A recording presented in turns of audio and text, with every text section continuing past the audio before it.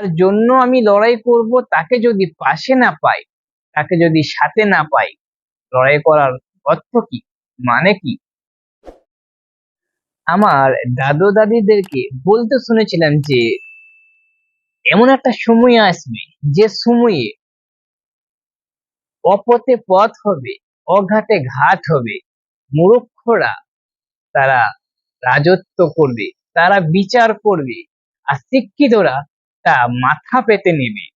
আজ কিন্তু তা নিজের স্বচক্ষে দেখতে পাচ্ছি, যাদের কাছে একটুকু ন্যূনতম জ্ঞান নেই, লেখাপড়ার জ্ঞান যাকে বলা হয় সেই জ্ঞানটা নেই, তারা কিন্তু আজকে বিচার করছে, তারা কিন্তু আজকে রাজত্ব করছে।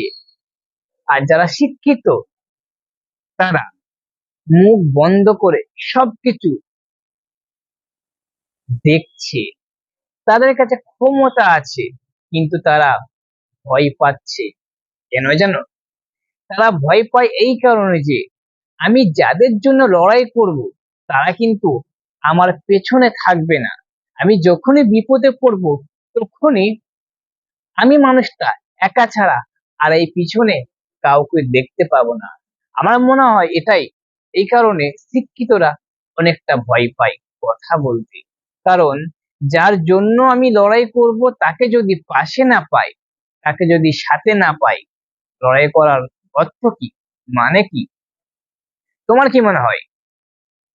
তো কমেন্ট করে জানাও আমার কথার সাথে যদি তুমি, তোমার কি মনে হয়? যদি আমার কথার সাথে তুমি যদি একমত হয়ে থাকো তো কমেন্ট করে জানাও যে হ্যাঁ, এখনকার শিক্ষিত মানুষ যারা আছে তারা হয়তো এই ভয়েই মুখ বন্ধ করে আছে। আর কিছু মানুষ আছে তাদের প্রয়োজন নেই, তাদের আছে,